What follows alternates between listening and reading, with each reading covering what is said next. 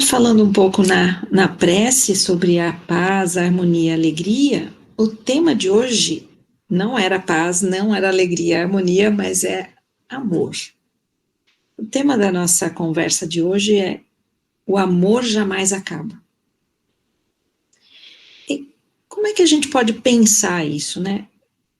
O amor jamais acaba? Essa frase, ela traz para a gente uma certa estranheza, porque será que amor acaba?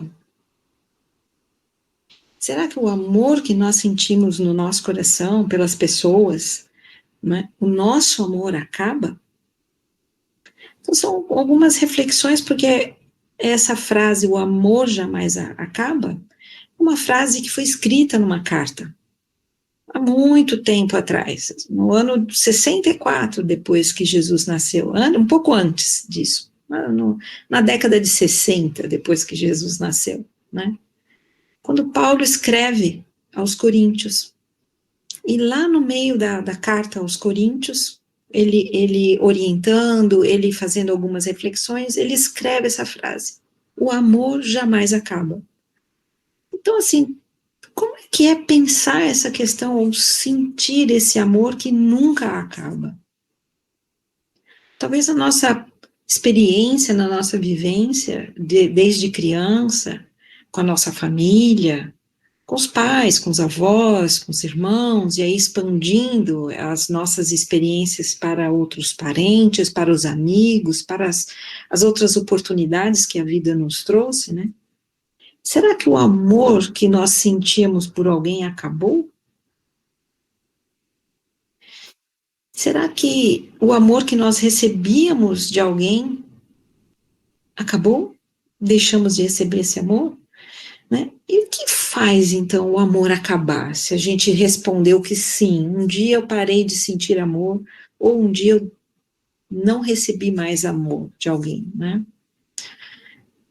Paulo, escrevendo essa carta, ele estava muito inspirado, né, ao conversar através da escrita com as pessoas que se reuniam na cidade de Corinto, né, há muito tempo atrás. E ele prossegue nessa frase, o amor jamais acaba, dizendo, fazendo uma comparação com outras coisas que acabam. E é fazendo a gente pensar um pouco mais sobre um amor que não acaba. Ele prossegue, as profecias todas acabam. A ciência vai passar, todo conhecimento científico vai acabar passando. Que é produção humana, acaba com o tempo desaparecendo. Os próprios idiomas, Paulo também fala, havendo línguas, as pessoas falavam idiomas antigamente que hoje já não se fala mais, né? Também acabaria, né? E ele falando isso, né, na carta, ele vai dizendo, porque em parte a gente percebe isso, e em parte a gente vê isso, vê que no futuro a ciência vai passar, a intelectualidade vai passar, as normas voltadas apenas para o que é racional, elas vão passar, mas algo não vai passar. É esse amor que ele vai escrevendo e vai nos inspirando a pensar, né? Em seguida ele vai falar que quando chegar aquilo que é perfeito, tudo aquilo que é parcial, que é só uma parte, ele vai deixar de existir também, vai desaparecer. Então, vamos voltar nas primeiras perguntas de hoje sobre será que o amor acaba? Na nossa visão cotidiana, e aí as perguntas talvez mexeram um pouco com, alguém deixou de me amar, ou eu deixei de amar alguém. Por algum motivo, um amigo que a gente chega no momento, entra num desentendimento ou numa diferença de expectativas com esse amigo, né? E a amizade acaba, né? Decidimos seguir caminhos diferentes, ou porque mudamos de cidade, ou porque entramos numa desavença, ou porque, sei lá, o relacionamento esfriou. Paulo, na sua inspiração, ele vai dizendo tudo que é parcial, tudo que não é completo, ele passa mesmo. Ele não se sustenta. Então, vamos pensar um pouquinho mais essa questão do amor que não acaba. Na maior parte das nossas vivências, nós buscamos no outro um amor que a gente espera. A gente busca no amigo, a gente busca na mãe, no pai, a gente busca no companheiro, na companheira, um amor idealizado, um amor de quando nós éramos crianças e que nós pensamos que deveria ser dessa forma, nós desejamos que fosse dessa forma. Então, esse amor idealizado de criança que nós temos, esse é o ideal, é o amor cristão, esse é o amor que deveria ser. E que o mundo foi, aos poucos, nos apresentando situações que elas eram parciais, elas não eram completas, elas não eram plenas.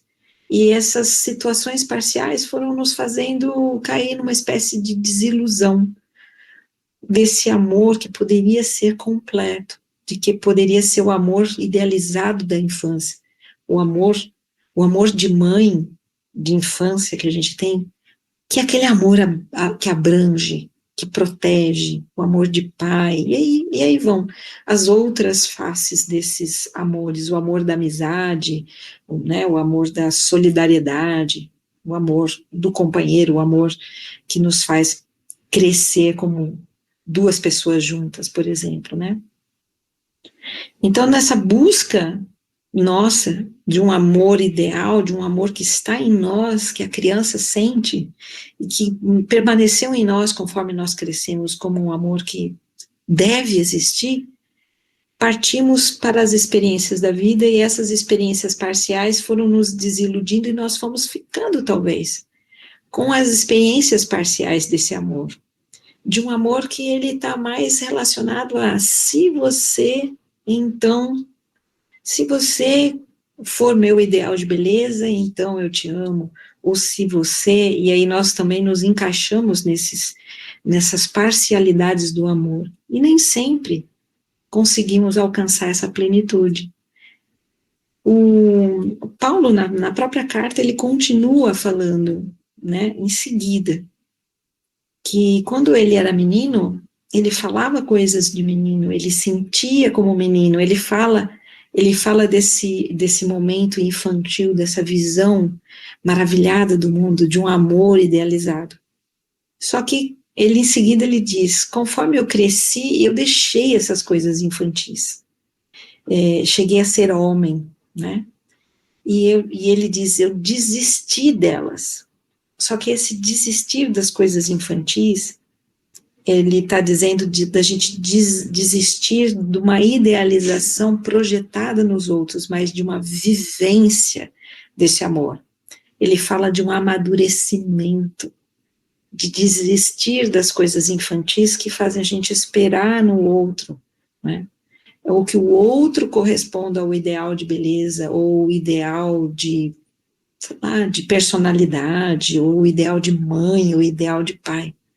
Então ele vai falando de uma desistência de certas imagens e ilusões parciais que nós criamos, para um amadurecimento, nos tornarmos adultos, homens e mulheres, que vão trazer esse ideal de amor mais amadurecido, vivendo esse amor.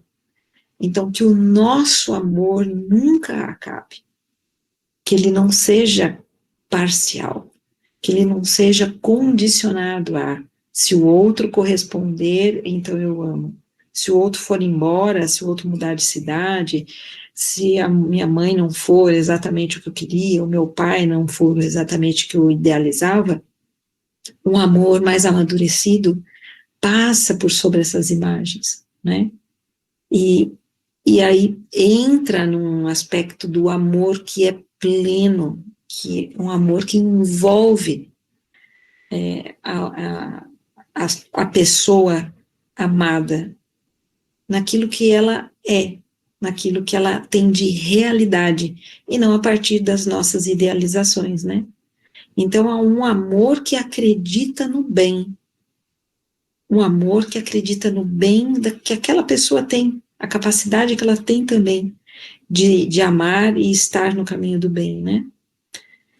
E ele pelo trechinho escolhido para a gente falar hoje, ele fala desse momento em que hoje nós estamos, desse olhar parcial, desse olhar com um pouco de ilusão que nós temos em relação às pessoas, ao mundo, que hoje a gente vê de uma forma como se fosse um espelho obscuro, um espelho que a gente não vê muito bem, é meio nublado, né? É um espelho que não é claro, mas futuramente nós veremos muito claramente. Hoje nós vemos muito escurecido porque a nossa própria vaidade, nossa própria idealização, nossas próprias ideias é que obscurecem essa maneira de plena de viver e sentir o amor. Mas que nós passaremos por esse processo de um amor mais pleno, um amor voltado para acreditar no bem, em que todas as pessoas, com as suas características, com seus defeitos e virtudes, todos acreditando nesse bem e vivenciando esse bem, a gente aceitando, né, o amor. E aí, outras partes da carta, ele fala que o amor jamais acaba, porque ele é paciente, porque ele é benigno, porque ele não tem ciúmes. É um amor que sai dessa idealização de que o outro deveria estar nessa posição, mas passa por uma plenitude, por um amadurecimento. Não vemos mais com os olhos da criança, mas vemos com os olhos de quem somos hoje, de um amor pleno, que aceita, que perdoa, que ama, envolve, que cresce junto, né? Vendo cada dia mais claramente, partindo para essa colocação que o Paulo nos faz, de um amor que acredita no bem, para que possamos ver mais claramente esse amor que jamais acaba. É o amor com que nós todos somos envolvidos pelo Pai. Então, para a nossa preleção de hoje, nós pensarmos que o amor divino, o amor que existe em nós, ele jamais acaba.